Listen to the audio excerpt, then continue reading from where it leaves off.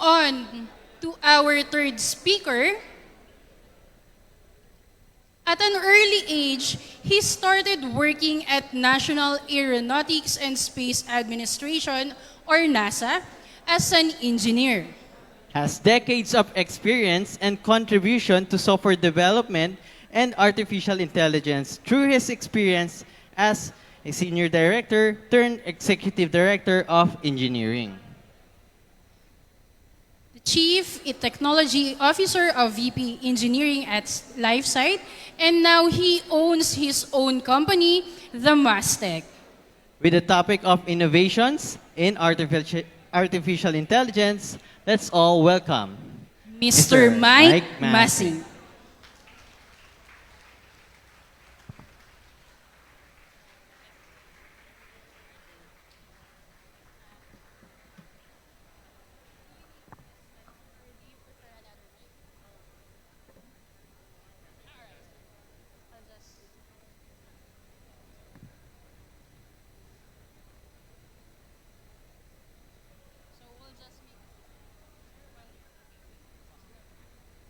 Right. So while Sir Mike is preparing his slides, so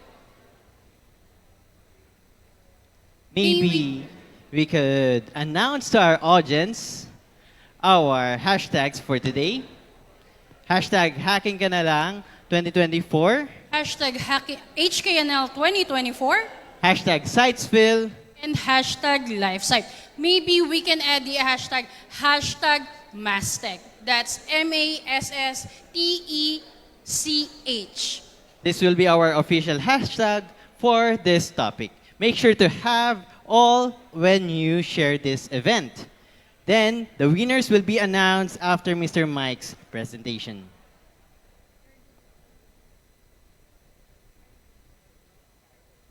And now we will officially give the floor to Mr. Mike. Sir, whenever you're ready.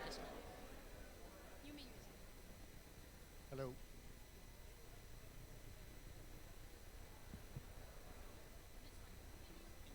Hello. Hello. Oh, can you guys hear me? All right. Man, this is fantastic to be here. I drove in here this morning, and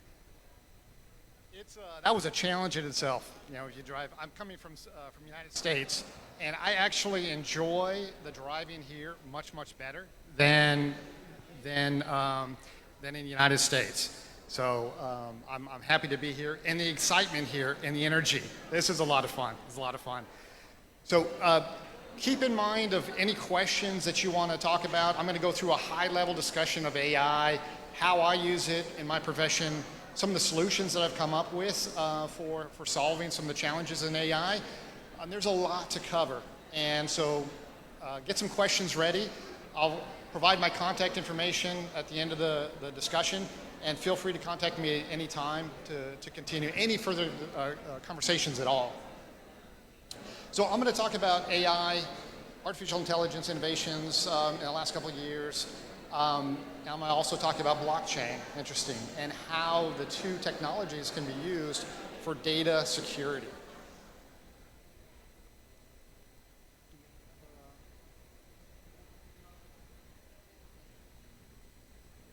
Get closer. Got it. Okay. Oh, fantastic.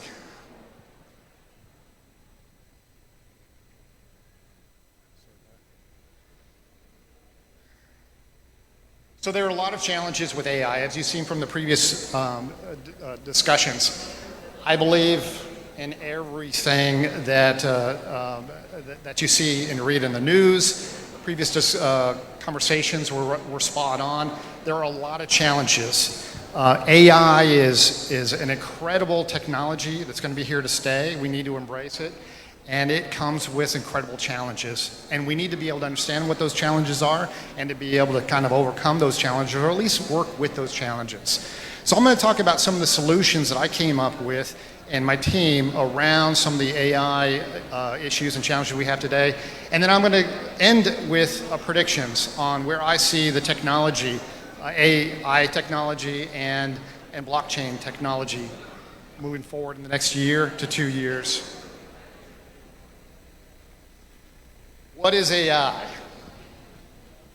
So, Bill Gates, everybody knows about him. Last year, he stated that it'll change the way people work, learn, travel, get health care, and communicate with each other.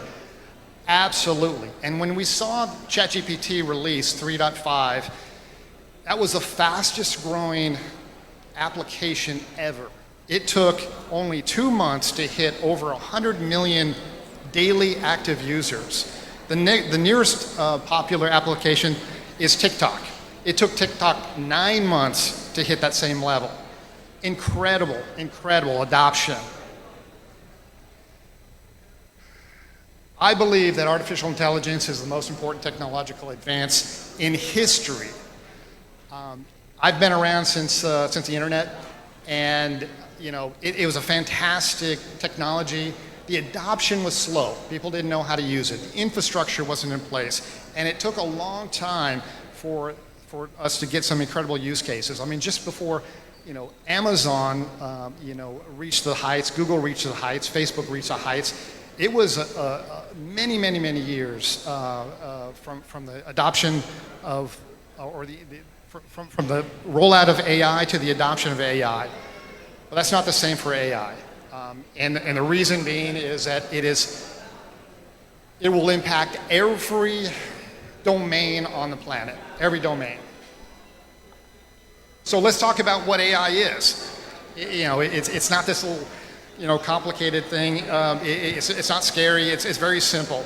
It's algorithms that use data to train computers to behave and perform like humans. And we can use AI to see, to hear, and decision making. And the scary part of this is when we start using AI to make decisions, we start to lose control over AI. So given this, who should adopt AI? Everybody. There isn't anybody on this planet that's not going to be effective with AI one way or another. And we all need to embrace it so that we can learn how to work with AI, learn how to adopt it and adapt it to our environment, and embrace it moving forward for the better of everybody. So there's some numbers in here I wanted to kind of throw out about the number of companies who's using AI in 2024. 35% of the companies worldwide use AI as of today. 42% companies will adopt it within this year. 99% of the Fortune 500 companies use AI, and there are stats that suggest that AI could replace 300 full-time jobs by 2030. And those numbers constantly change. We're actually seeing numbers where it could be more than that. But I look at it as not replacing, I look at it as augmentation, I look at it as job transformation, and AI can be a mode and a method for us to work together to move forward these new jobs that will be created. This is an example. So last year, AI gave tech giants $2.4 trillion market cap increase just from implementing and using AI. Globally, it's estimated that the global economy is going to increase to 15.7 trillion by 2030. That is game changing. That's incredible. That means that every country is going to be affected by the growth and take advantage of the growth of AI. So, how do companies generally use AI today? Healthcare. Healthcare uses it for diagnostics, doctor augmentation, where we would look at X-rays, and the AI would perform very simplistic, analysis of X-rays. Drug discovery. There are vaccinations and vaccines that were built by AI algorithms. In the finance sector, we see it used for fraud detection.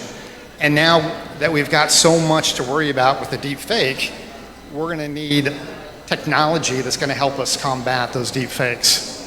Automotive industry, everybody has seen that. Autonomous driving. In the United States, we've got several cities that have given the green light to run autonomous car testing. And so we have cars now running in cities that are 100% autonomous. Predictive maintenance is another great use for the automotive industry. And in retail, everybody is seeing this, and you may not have seen the direct impact of this, but indirect. Anytime you surf on the web, or when you even go into the stores, you're going to get recommendations that are geared specifically to you to make choices of what you purchase. And of course, inventory management is a great use of AI. Entertainment industry. This is what's kind of exciting about this entertainment industry. We see movies today, entire movies that are 100% AI generated.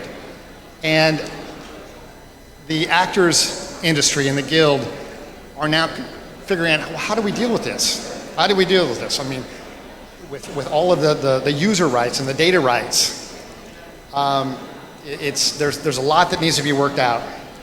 Game development.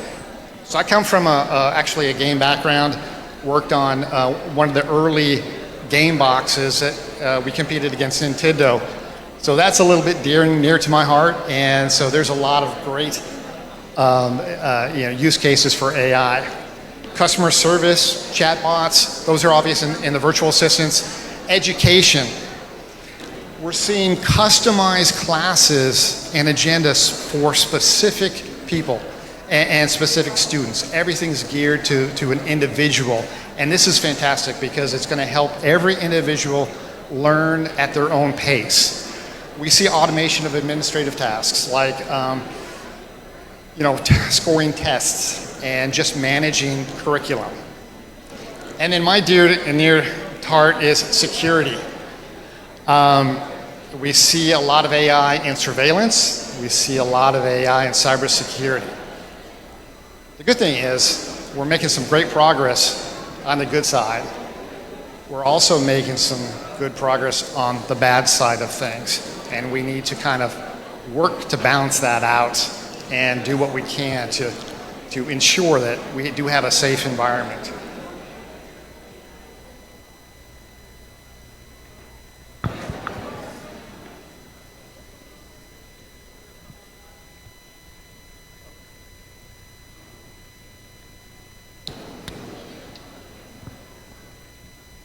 So, how do I see AI?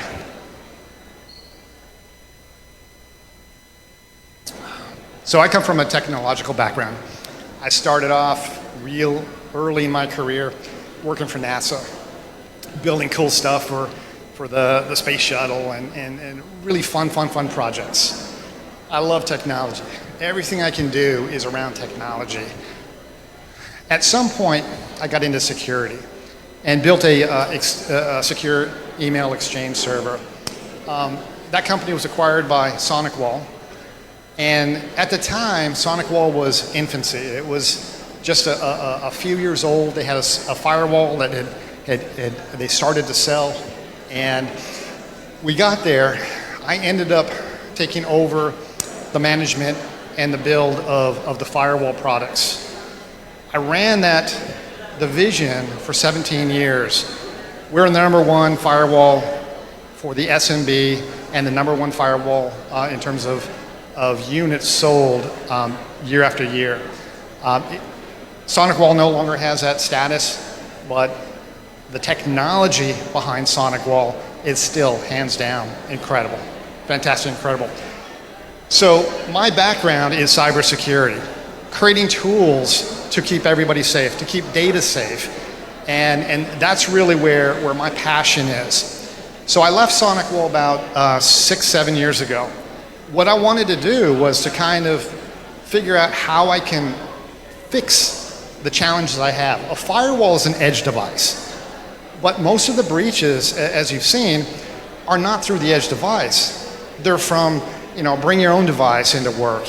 They're coming from behind the scenes. They're poor password management, social engineering, which we'll hear about a little bit later today.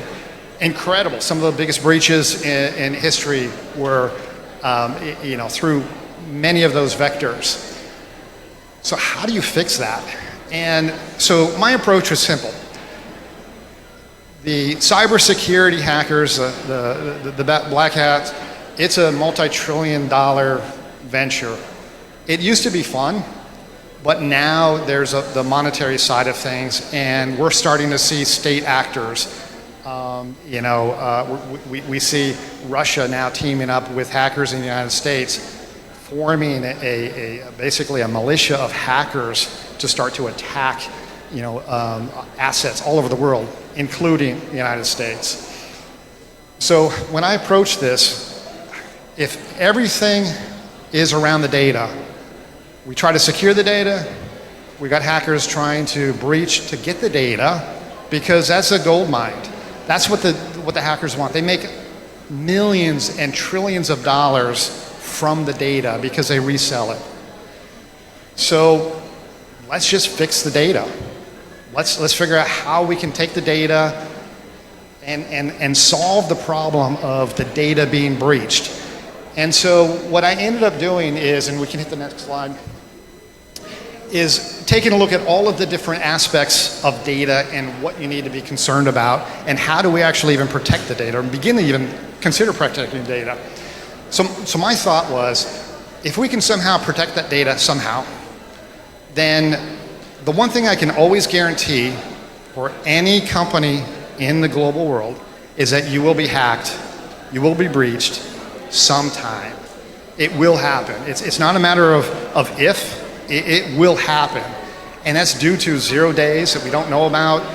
And some of the fixes that I've seen and some of the breaches that I've seen just in the last 5 years is incredible. They've been around for 10, 15 years. Nobody knew about them, but they were being exploited. It's just a matter of time.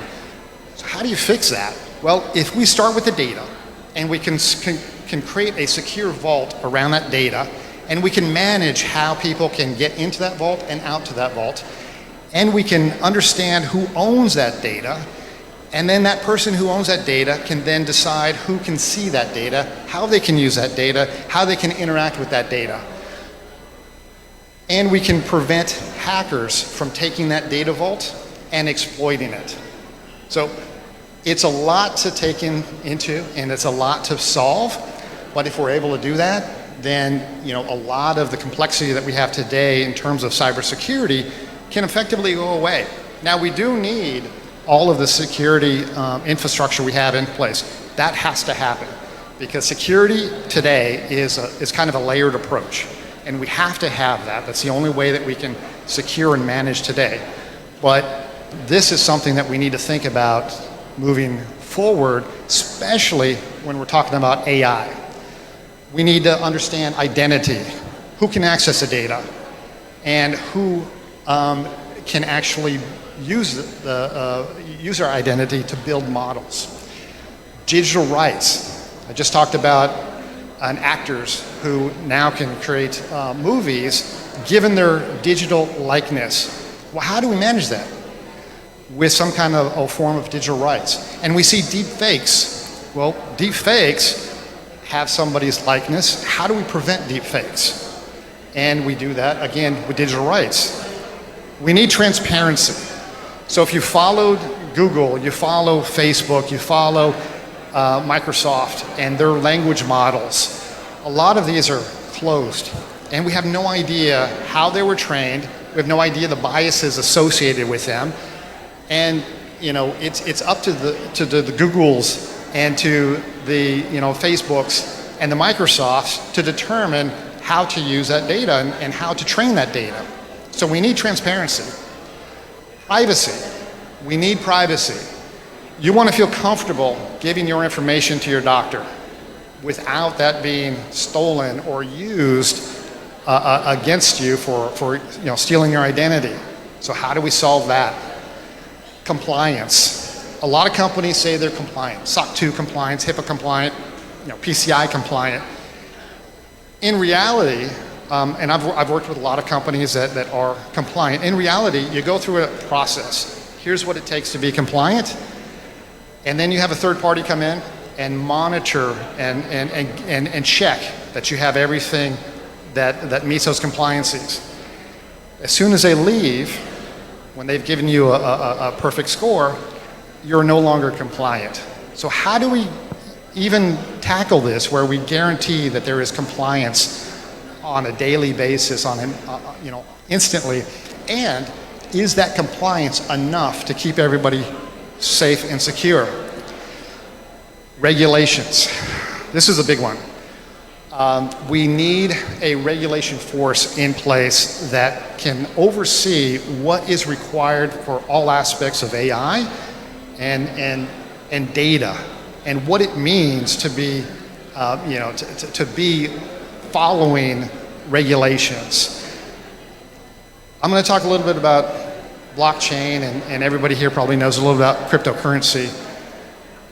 That infrastructure and that data really needs to have compliance and regulation wrapped around it. The whole idea of cryptocurrency is it's deregulated, but unfortunately there's so much abuse that we do need to have some kind of regulation around that technology. And then of course, dear and near to my heart is cybersecurity. So that's how I see AI, the issues, the problems, and how I'm trying to attack every project that I work on, starting with security first and data privacy.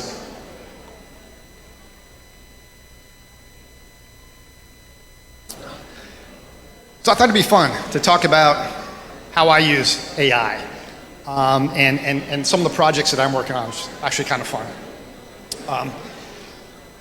When the large language model was released a couple years ago, I hopped on that bandwagon just like everybody else, tried to understand what we could do with it, what we can't do with it, what we should do with it, and what we should not do with it. It was very scary. There were no checks in place. It was, I like to say, wild, wild west. There was no way to manage the landscape. And we had people abusing large language models for everything. But I wanted to kind of jump in and build out some really cool, fun solutions around AI and take all of the security aspects in play and come up with some solutions that we could actually release into a public environment and feel comfortable that we're not going to give up data and that we're going to secure everything that's ingested. And when we learn, we're going to be very confident in understanding the data we use to learn. So this one's fun, 2D to 3D vehicle driver augmented display. This is fun. So this is a 3D display that we create from a 2D camera. And what we do is we give the driver augmented information about what's in the road. Because we're able to do depth analysis, we can see obstacles that the driver normally couldn't. And especially at night, very difficult to see these objects, but we're able to provide some awareness from the driver. Very fun. Police officer report generation assistant. So imagine the life of a police officer. Now this is the United States. I'm sure it's a little bit different here, but there's still some things that are very similar. A police officer will go throughout the day. Every incident that a police officer is involved in, and there could be quite a lot, it's just a traffic stop, he's got to write a report. It turns out that the amount of time that a police officer spends writing a report is, on average, about 2 hours a day. It's a tremendous amount of time. So why couldn't we just take his body cam? Why couldn't we just take the dispatch radio information? Why couldn't we just basically ingest all of that information and then auto-generate the report? Well, we're working on POCs for this, or examples that does just that. And we can do that today. Pretty amazing. We can take video in, we can transcribe it, and we can also understand the video itself, not just the transcription of the audio, but the transcription of the video. That's amazing. Legal assistant. That's another fun project. So a legal process is very complex. There's a lot of of documents that need to be signed, that need to move from A to B to C. And we have generally legal assistants that work through that whole process. So we're working on a use case that basically emulates what a legal assistant would do. And we're actually getting some good feedback from that. Cybersecurity compliance. This is actually a fun project too. So we talked about compliance earlier. Well, what does that mean? Well, there are companies out there that tell you exactly what it means, like CIS benchmarks as an example. They tell you what compliance is, they tell you at what level, and they provide examples of remediation to get to that level. And when you start looking at any type of a compliance that you need, like SOC 2, the entry level of that is a CIS benchmark. So what if we could take the requirements doc of a CIS benchmark and we're able to turn that into a bunch of automated checks, and on the other side, turn it into a bunch of automated remediation scripts. So not only we can tell you're out of compliance, you can push a button and get back into a compliance. That's working today. And what's nice about that is the plan is to make this real time so that the moment that somebody makes a change in maybe a registry and that is out of compliant, the system will detect that immediately and put you back in compliance. This one is fun. Cybersecurity vulnerability remediation. What is that? So I teamed up with Sitesfill on this one. And we were asked by a company that does patch management. Hey Mike, we've got these CVE advisories. Wouldn't it be cool if we can just read those advisories and then figure out how we could remediate those advisories with scripts? And now, once those CVE advisories are loaded up, and if there's not a patch available, or even if there's a patch available, we can automatically, remediate anybody. Well, I wasn't sure if it was possible. I knew what needed to be done. CVEs, there's only 250 some odd thousand from day one. That's not enough data to learn, to work with. I know we're going to have to create our own data, so I said, yeah, just like I always do. When I see a fun project, I always say yes, because I always find a way to make it happen. Well, we did get our accuracy to almost 100% for certain types of window vulnerabilities. It's actually pretty incredible. This was with Benji's team, my team, and I'm actually pretty proud of the work that we did. Fun stuff. So, yeah, this is what we did. So this is what a CVE would generally look like. There's not much data here, but there's links. You can follow those links, you can gather some additional information, and there really is enough information because of the way that CVEs are defined that you can have a really good understanding of what affects that vulnerability and how to actually, remediate it. So it took us a good solid 3 months to come up with a solution, and this is actually running in production today. So I always like to keep up to date on all the latest and greatest trends, and it's a full-time job. I don't sleep. But I came across this article about a week ago. So here's somebody that's taking those same advisories using GPT-4 and creating an exploit. Now, the good thing is they didn't spend much time on this, and the responses aren't great. I think the article says that they're 20-30% reliable, but it's scary. Now, I know how to create exploits.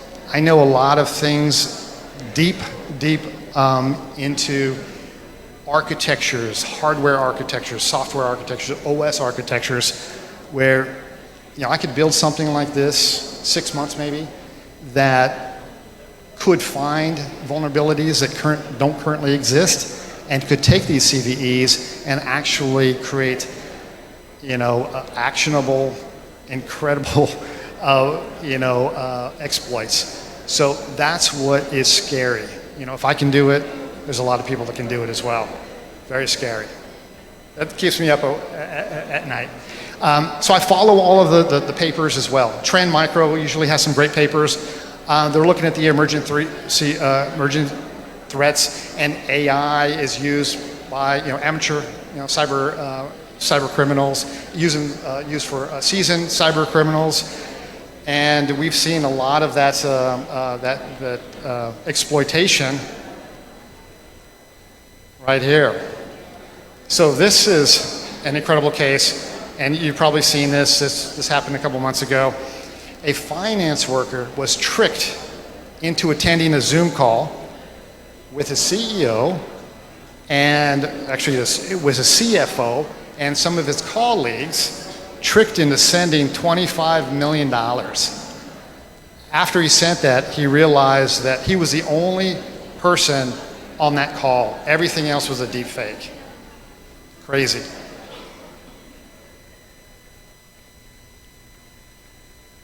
So what are the solutions? It really does come down to best practices.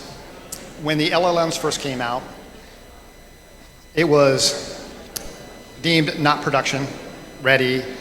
Everything's open source. There's frameworks like Llama 2 and LangChain, which kind of help push this forward.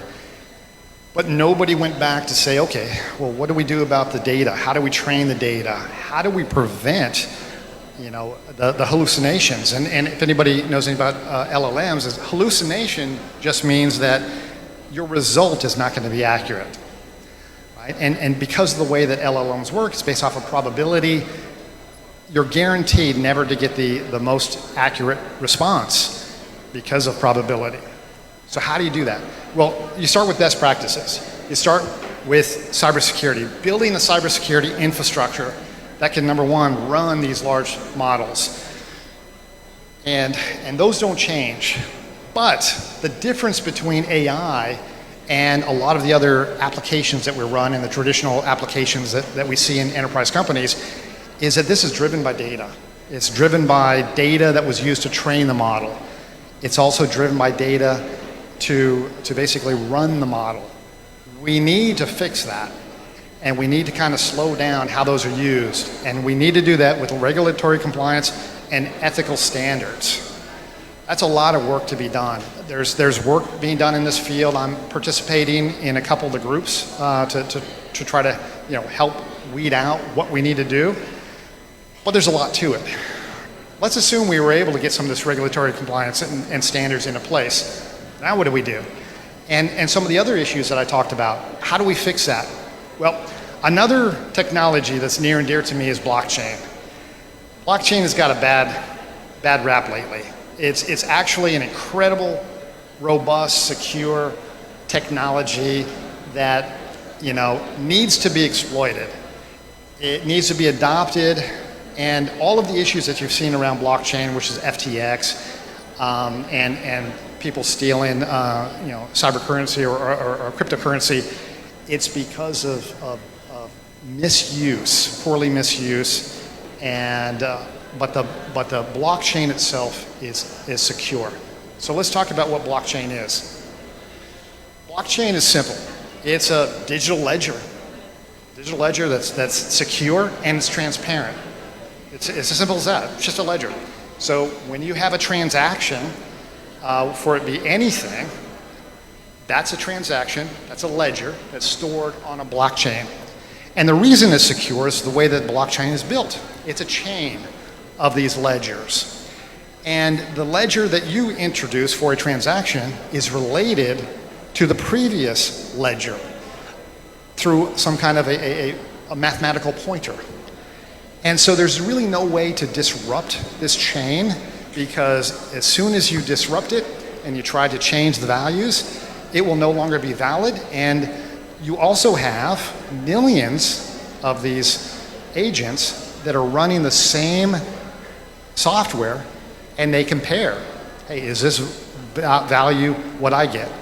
And if it's not, then that node will be thrown out. It's transparent because all of the actions that you see are public. You can see the actions. Yeah, data could be encrypted, but the actions are public. So if you want to create a third-party entity that monitors these transactions, you can do that. And that's how we start to track the criminals that steal cryptocurrency. We can track them through their transactions as they start to move the cryptocurrency outside the blockchain. So how do I use it? I use it with what's called NFTs, non-fungible tokens. So the difference between a crypto coin and an NFT is that crypto coins are fungible. That means that a coin has exact same value as every other coin on the blockchain. Non-fungible tokens are the opposite.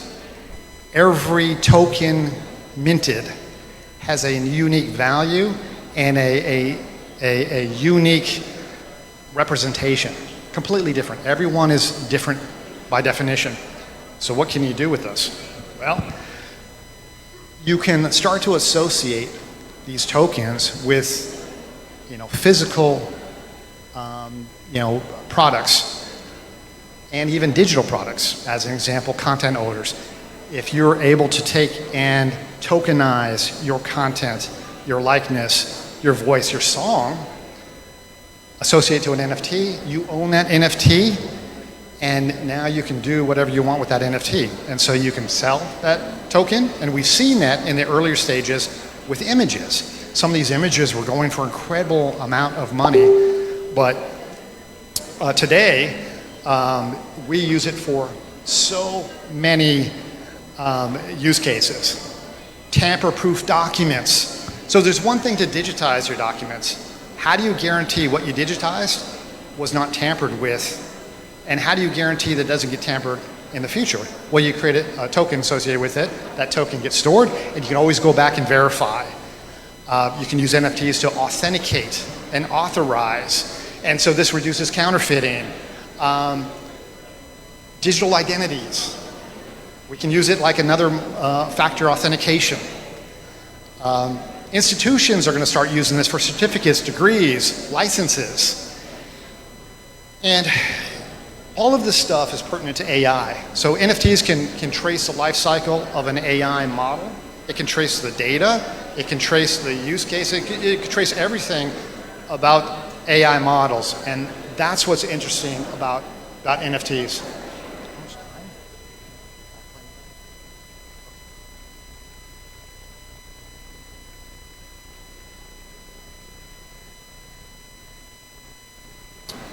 So here's how we integrate with AI.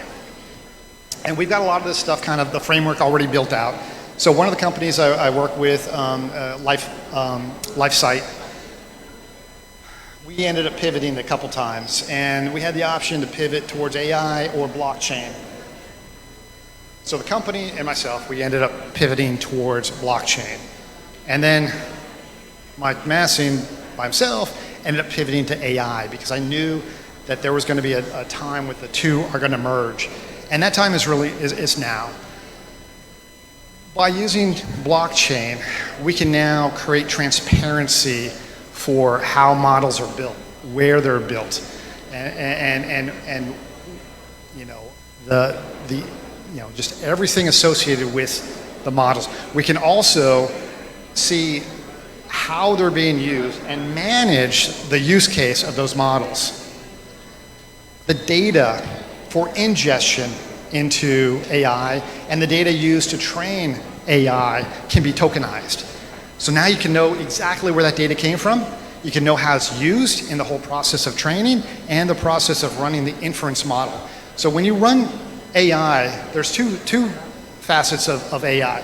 There's the training side of things, where you'll take a bunch of data in to train the model. Once you have the model, you run that in production, and that's called the inference model. So two models that we end up running. User identification. So we can use tokens and NFTs now to fine tune who can run these models, who can use these models, and we have much better control over that. And this one here is going to be important, compliance. We can create smart contracts. Smart contracts that get updated constantly based off of the changing of compliance policies. And we can run that on those models and create a secure token associated with the model that we state in this point in time, this model met all of those compliance and regulatory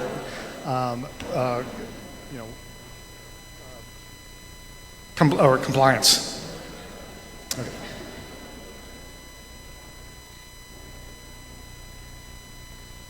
So here's my prediction. I've seen a lot of movement in this area over last year and this year. We saw some false starts on AI, and the reason was people wanted to jump on the bandwagon, and they jumped on too soon. They didn't know what AI was. They had no idea how to even build something. How is it going to even help their company? People jumped off the bandwagon. This year, we start seeing people slowly jumping on the bandwagon. But we don't see much talk about blockchain, and especially with AI. This is really the best solution we have today to secure AI with some kind of a technology. This is it. So this has to be adopted. Whether it is or not, it has to be adopted. The good thing is, I'm working on a bunch of tools to make this happen.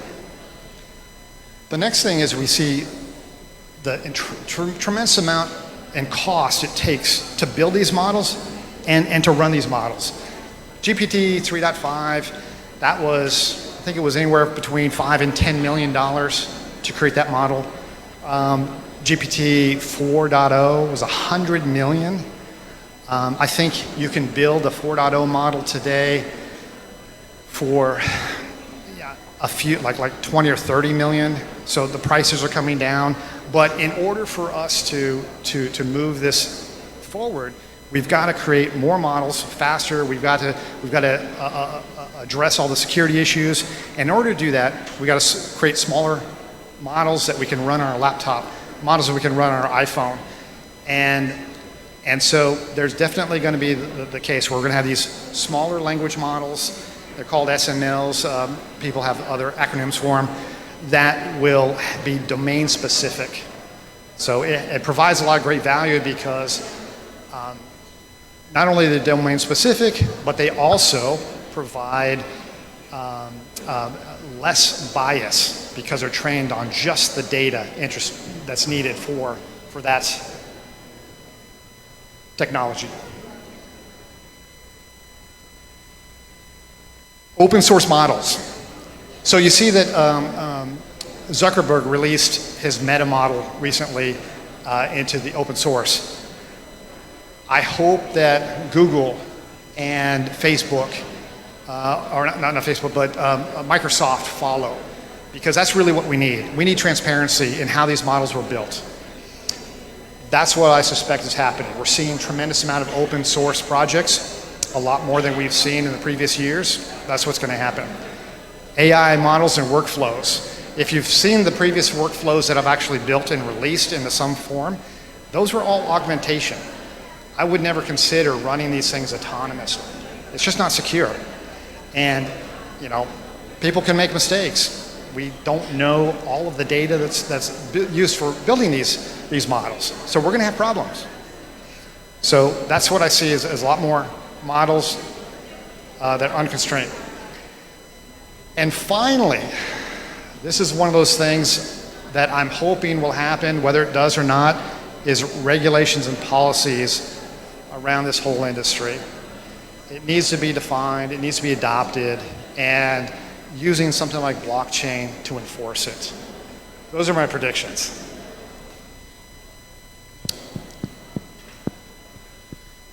Okay, this is fun. What's the future? It's crazy. It's crazy. I felt like it's been wild, wild west the last couple of years.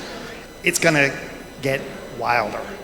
It's what's exciting about this is I've never seen such technology like AI that is going to transform every facet of what everybody does profoundly. It's exciting. This is exciting. And everybody should be excited to be part of this generation and this wave. So what can you guys do? You guys can make the future. You can guide the future. It's really up to you guys to determine what we do. And, you know, and that's exciting because there's endless possibilities. You know, it's not really here to replace jobs, it's here to augment jobs. It's here to make more jobs. It's here to make a life better for everybody. If we look at the future, I can kind of guess it. Let's assume maybe a decade from now, 10 years, maybe 20 years. AI is fully rolled out. We've got autonomous bots that's doing all of the chores that we don't want to do. What do we do? Right? What do we do? There's a lot that we can do. There's so much more that we need to learn about society, humanity, that we forget a lot of that when we start building these tools. We would have the opportunity to kind of slow down and enjoy life, enjoy building up technology and determining how we move societies forward. So it's exciting about what we can do. This is what I think about. I sleep good at night. I don't think about the bad, because that's always there. And I want to sleep good, so I think about the good. And that's really what you guys can do.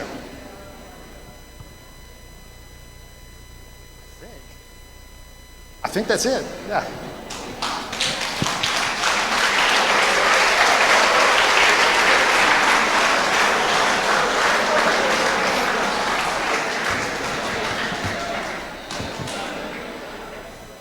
Thank you so much, Sir Mike, for the wonderful presentation. But we will be asking you to stay for a while for our question and answer. Will that be all right? Fantastic, of course. Right. So Yes. we'll be taking this is from our online viewers. So the question goes like this. You said wrapping data with AI-powered controls is a great move, but when would AI-powered exploit get a hold of the same power? Is it really best practice? What was the question?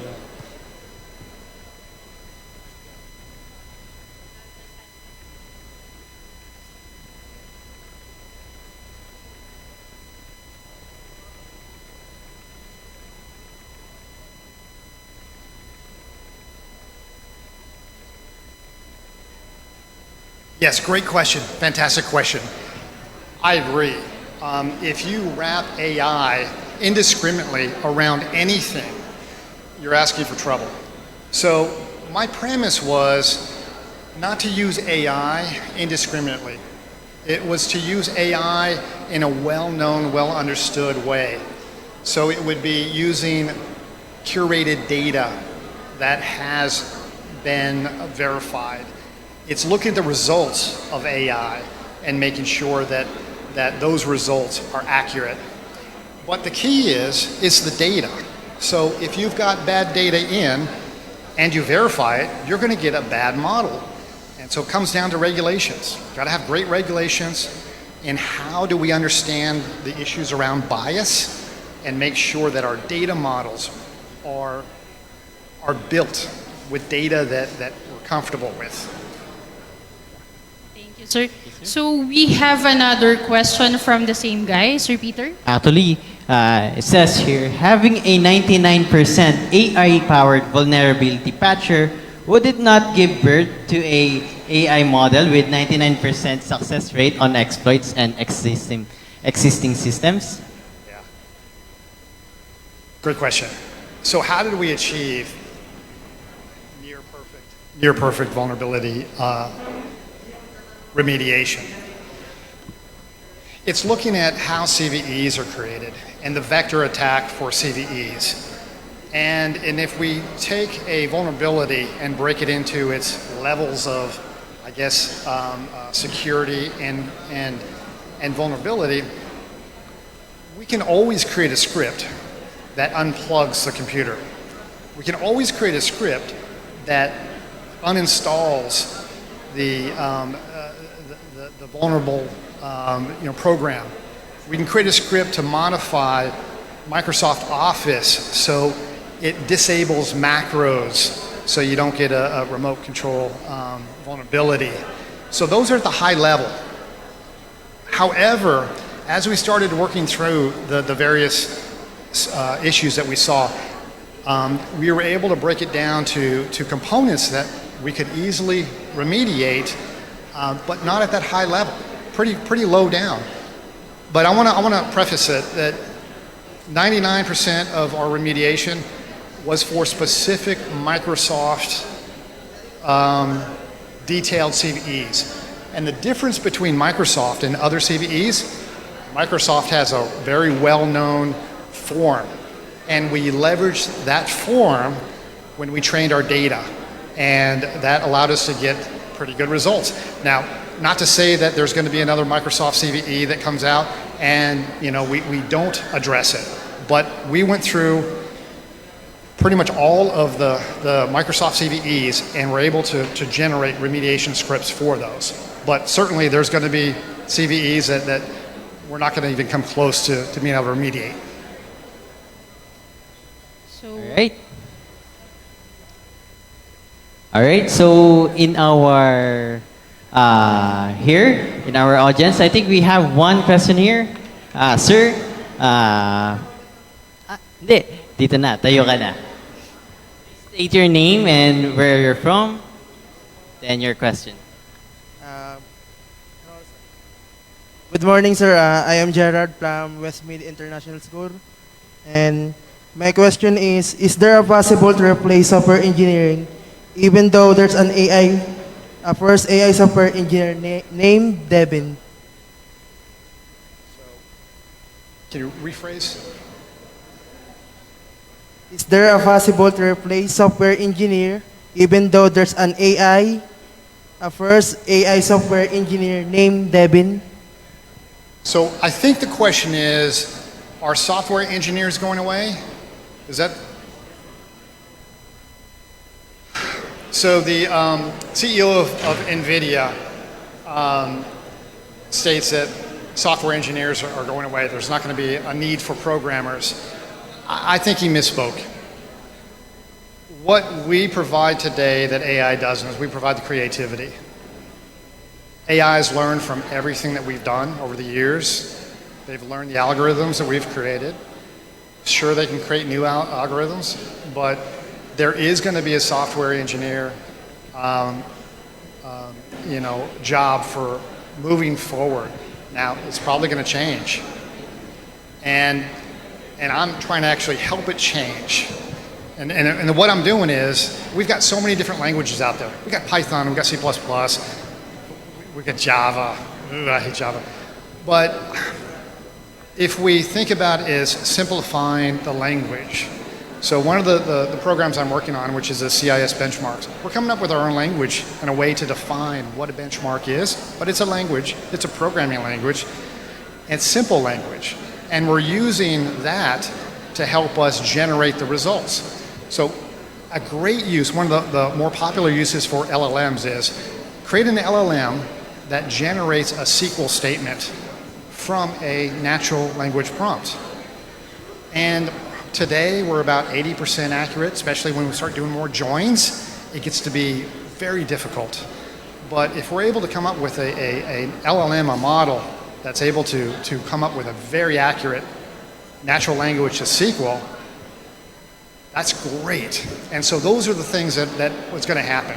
We're going to have different ways that are thinking about programming. So keep that in mind. Right?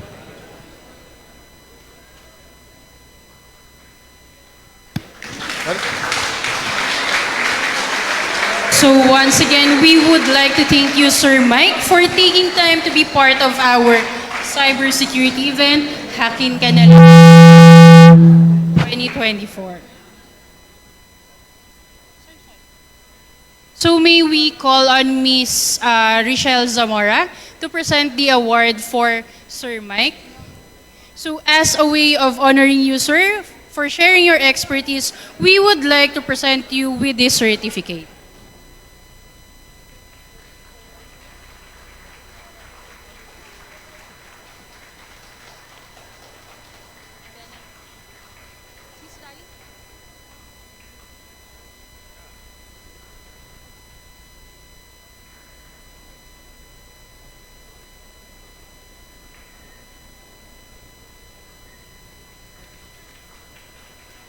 Once again, let's give a round of applause to Mr. Mike.